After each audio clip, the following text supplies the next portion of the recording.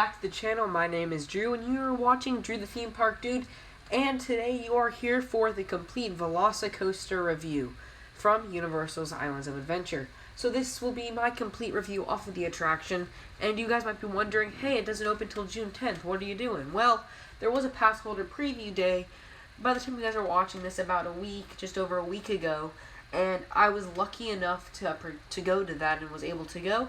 But I didn't ride it once, I didn't ride it twice, I rode it 3 times, so I do have enough knowledge of the attraction to kind of give my opinion and to kind of see like where it stands against other attractions I've been on. Just as like a quick background knowledge, I've been on over 55 roller coasters, I've been to every major Florida theme park, I have done every single roller coaster at Universal's Islands of Adventure and Studios, so I can follow the ranking in that area.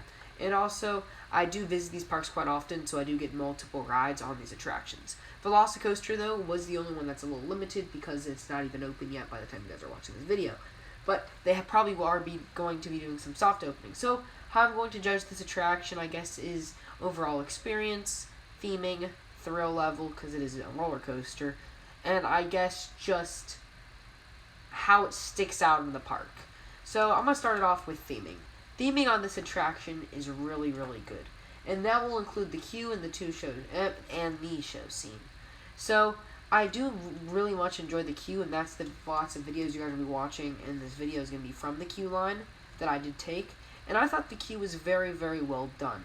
I enjoyed how they had a lot of stuff from the movies, plus a few Easter eggs, as well as actual animatronics from the Velociraptors. And like their muzzles and all of that. That was really neat that I did enjoy seeing.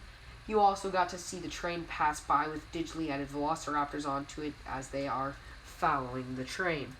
So that really kind of does it with theming, but there is that one show scene before you launch. And the show scene, in my opinion, is a little underwhelming. That's probably the only negative thing I have to say, is because there's so much fog, you can't really see it, and there are a bunch of raptors on LED screens that you can kind of make out inside the cage, but then when it releases, unless you're in the front row, you don't really see them release, which I never got to be. I was in the 3rd, 6th, and 7th rows the 3 times I rode, so I never really got to see it. 3rd row I was kind of able to, but apparently it opens up and the raptors run out, and your goal is to it goes wrong, and yeah, the raptors escape.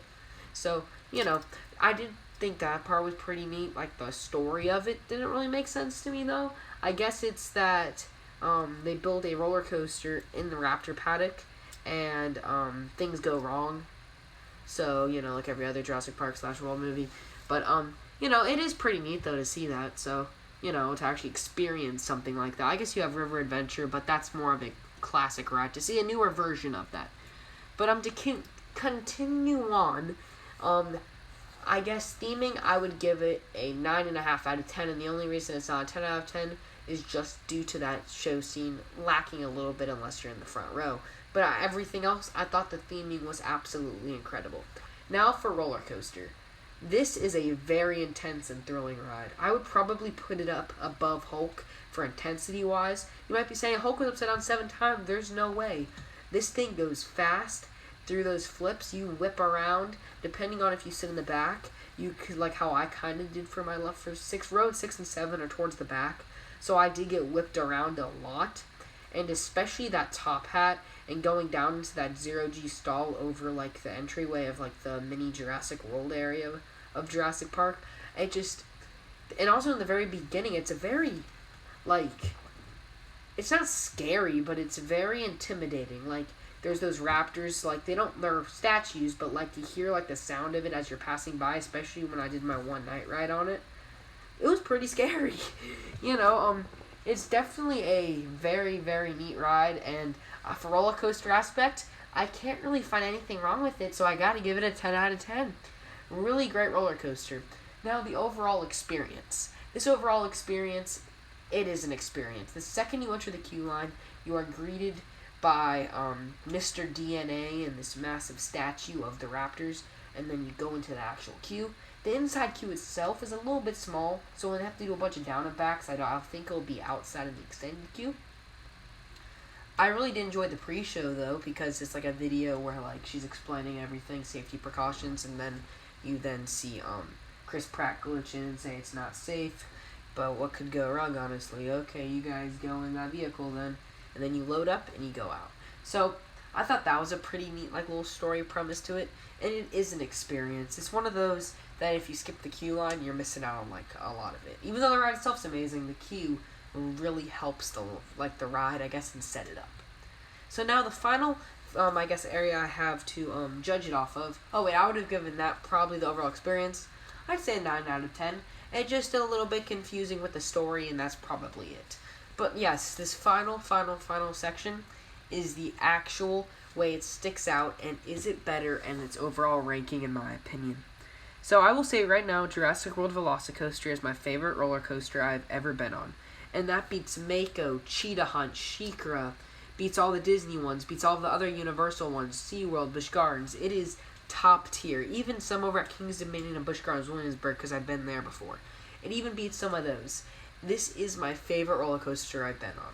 And I know a lot of people have been on, like, Steel Avengers and all that, so I can't do a complete judge on. But, like, I do believe that this is my favorite. This is my favorite roller coaster that I've ever been on, and I do believe it is the best roller coaster of the 55 I've done. But that being said, is it my... Just because it's the best and it is my personal favorite, could there be a roller coaster that's very close to that could take it if I ride it a few more times? Yes, and that ride there is Hagrid's Magical Creature Motorbike Adventure. I made a whole review off that roller coaster if you guys want to go check that out. It's formatted a little bit differently than this video, but I will say that Hagrid's Magical Creature Motorbike Adventure is a very, very well-made attraction. And the theming, I would say, is 100 out of 10. It is incredible. But I'm not really here to, like, rate that. But I will say that if I ride Hagrid's a lot and Velocicoaster a lot, they might switch spots as my top 2 roller coasters I've been on. But Mako is number 2. Hagrid's is, like, number 5 on, like, my favorites. But I just think, like, being your favorite and what's better and what's worse is a lot different. And my top 55 coaster credit list is my favorites. So, do I think that Hagrid is overall better? No, I do not. I very much think Velocicoaster is the best roller coaster. Could that change? Yes, it could. But Velocicoaster is my favorite roller coaster and the best roller coaster I've ever been on. So yeah, that kind of includes this review. I just want to say a huge thank you to anyone who worked on this attraction. This is an amazing attraction, and I hope within the next month there's a few stuff fixed, especially with, like, the amount of fog in the first show scene, and a couple other stuff to just kind of make it, like, a little bit less dark in there, especially if it's nighttime. You can't really see inside the show scene. But you know what? I will say, though, if you were to open it right now, it still would be a guest favorite. There would definitely be a few people that prefer Hagrid's if you're a massive Harry Potter fan. I prefer Jurassic Park over Harry Potter, just my opinion. But yeah, so thank you guys so much for watching. Please remember to massive like and subscribe channel. Because I will be at Velocicoaster opening day, and I will be doing a whole vlog experience for that, so you do not want to miss that. So put on those notifications, as well as I have a big video coming out next, which I'll just tell you guys a little bit early. My top 5 rides at Universal Studios Orlando. And that is the Studios Park, and then I'll be doing Islands of Adventure once Velocicoaster officially opens, so I can give a complete thing on it. So yeah, that is my complete review on Jurassic World Velocicoaster. Thank you guys so much for watching, and have a great day, everyone. See ya. Bye.